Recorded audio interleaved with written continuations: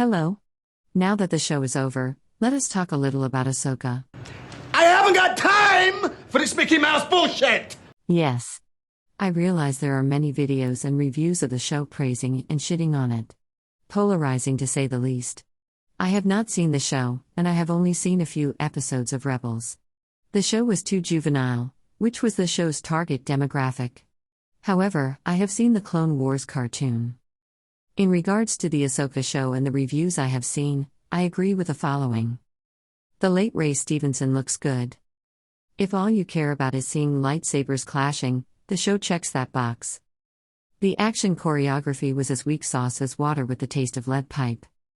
Suspension of disbelief crosses over to the suspension of implausibility again. If you've seen my other reviews, you'll know how I feel about that. Girl boss mode is activated incessantly. And finally, the writing is an absolute travesty. Stupid!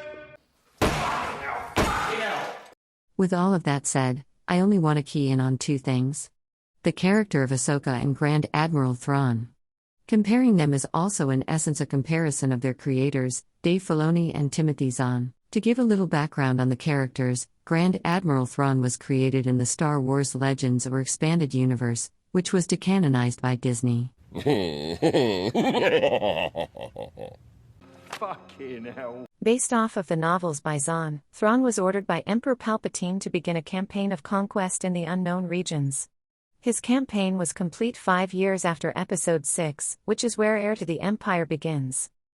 Being that all of this was now decanonized, the events from Star Wars Rebels was now the new canon, bringing Thrawn into canon before the original trilogy. Based off Star Wars Rebels, he was tasked with hunting rebel cells in the infancy of the Alliance. Eventually, he would encounter Ezra Bridger and some space whales, sending them into the unknown regions. Forgive me for being ignorant for a moment, but can somebody explain to me how this guy now looks like this guy? I thought his name was Ezra Bridger, not Ezra Solid Dean.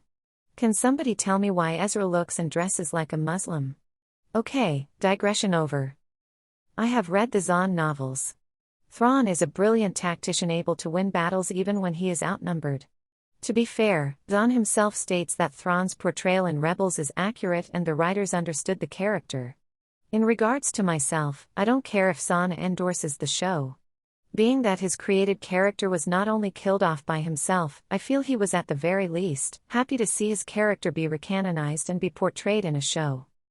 Given that he was a tactician that never lost a battle, would he know pods of force-sensitive flying whales that can organically travel faster than light exist?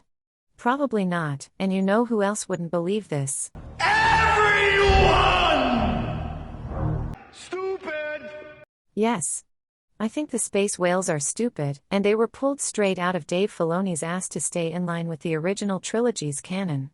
That is some shitty fucking writing, and this is all pre-Ahsoka live action. I don't know why you keep hiring that fucking guy.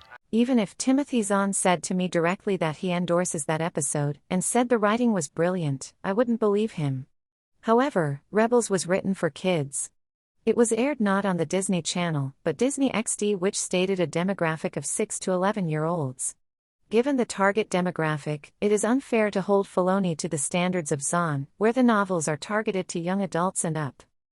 With that said, what is the target demographic of Ahsoka? Is it still targeted for 6 to 11-year-olds? Of course not. It is targeted to the wider and paying viewers. So pray tell, why the fuck does he reintroduce these stupid fucking space whales? There was absolutely no reason to ever visit this ass pull of a Deus Ex Machina ever again, and yet he did. You're not very bright, are you? So in summary, Thrawn was created in the expanded universe. His actions, regardless if they were positive or negative, would never have affected the legacy canon in any way. Even with Zahn writing Thrawn's origin and interacting with legacy characters prior to the original trilogy, the books were already decanonized, which again, would not have altered the original trilogy. To Zahn's credit, he still kept his story in line with the original trilogy's timeline. Now let's look at Thrawn in this show.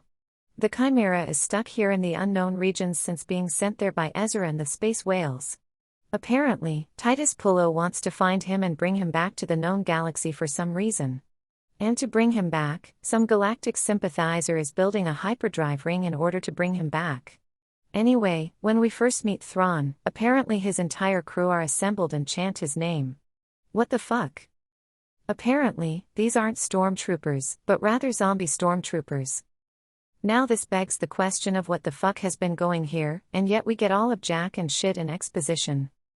It is said that Filoni and Favreau consulted with Zahn about Thrawn specifically for this show. It is stated that Thrawn is his thing in regards to speaking to Zahn. Supposedly, these meetings were to make sure Thrawn was portrayed correctly, and to have Zahn's blessing as well. If there was a monetary transaction that occurred, I cannot confirm. You're just about the fucking money. Anyway, reading the summaries, with Sabine captured, Thrawn lets her go because honoring Pullo's request, but then orders him and the blonde chick to follow her and kill her. What is this shit? Pullo captured her, brings her to Thrawn, asks him to release her, which he does, and then Thrawn orders them to follow and kill her. Reading the summary, it begs the question, why didn't Pullo just kill Sabine in the first place? Why bring her to Thrawn in the first place? She serves no purpose whatsoever. Per the show's Thrawn, his priority is to leave this galaxy. The show gives no info as to what the hell he was doing all of that time he has been there. They don't even give you the resolution from the ending of Rebels. Isn't that something people wanted to know? I would if I watched it. Instead, Filoni just said, I haven't got time for this Mickey Mouse bullshit! So seriously, knowing what Thrawn did during the time he was exiled, would not only fill in the gap between Rebels and this show, but flesh out his character for all the new viewers that were introduced to him for the first time here. If I extrapolated Zahn's Thrawn during this period, these are plausible assumptions I would make of the situation. The Chimera would be damaged. Resources would be limited. And the chain of command would remain intact. Thrawn is a resourceful leader, and the crew would be immediately put on repair duties. Although their star charts are useless, as this is an uncharted region of space, they should easily be able to plot a return course back to the last known coordinates. Given this is the Filoni canon, Thrawn can only get back with the use of a hyperdrive ring. Time is something he has plenty of. He can easily pull up the schematics of a hyperdrive ring and search the systems in his area for the resources needed. Instead, he's just on his broken ship jerking off all day waiting for somebody to come and rescue him. Stupid! I don't know why you keep hiring that fucking guy. Also, in regards to the night troopers. This is the first I've ever heard of them. If these are zombie stormtroopers, then in essence, Thrawn has an army that can constantly be resurrected. Meaning, he can always send out an overkill amount of troops to get the job done. Even if the night troopers sustain heavy casualties, the witches can just raise them again and again and again. For Thrawn to not utilize this obvious asset is stupid. Thus, Ahsoka and company would all be dead by overwhelming attrition. This is basic common sense. And this is where we transition to Ahsoka and Dave Filoni. Comparing Zahn to Filoni, one writes novels and one writes animated shorts. They both have an overarching storyline, but Filoni has to write little action-packed vignettes within the arc. Yes, that is a challenge, but nothing overly ambitious.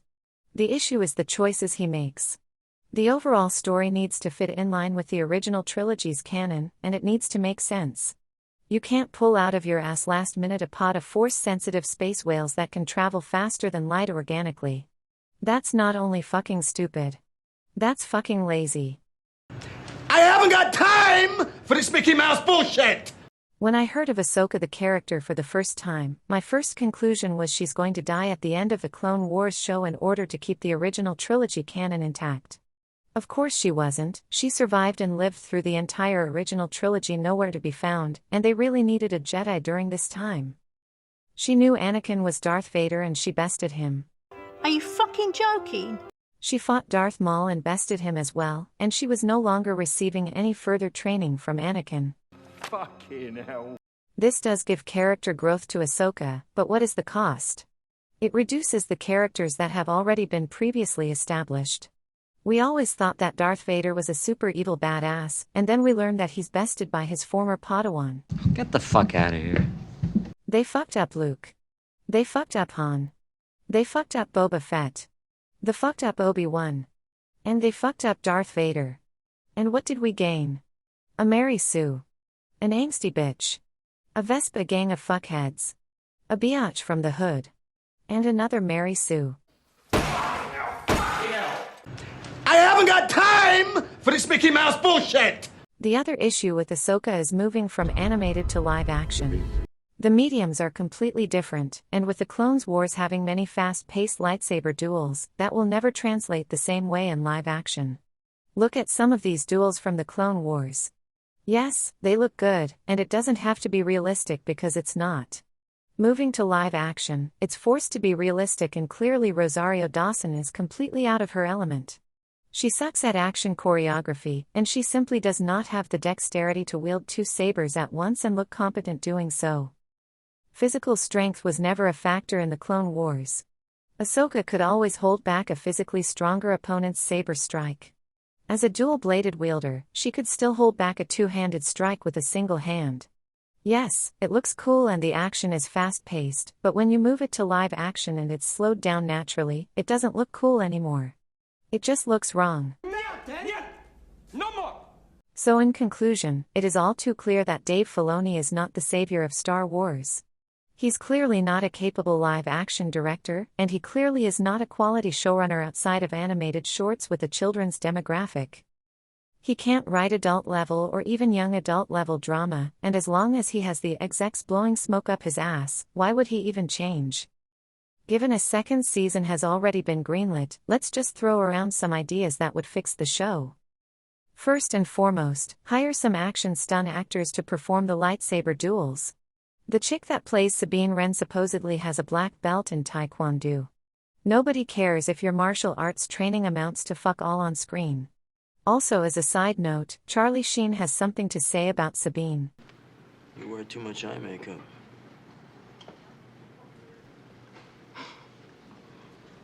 My sister wears too much. People think she's a whore. If Rosario Dawson cannot up her action performance that she displayed here, then there is no alternative than to hire proper and quality stunt performers to stand in for her and anybody else for that matter. Second, and I'll throw Filoni a freaking bone for this one. To get Ahsoka and Sabine back to the known galaxy, they're going to use the space whales again probably. Once they're back, don't ever mention or revisit the space whales in any shape or form ever again. Third, and this one will be hard to do. Girl boss mode is never, I repeat, never activated ever again. I'm not saying a female character can't win a battle, or outsmart a male adversary.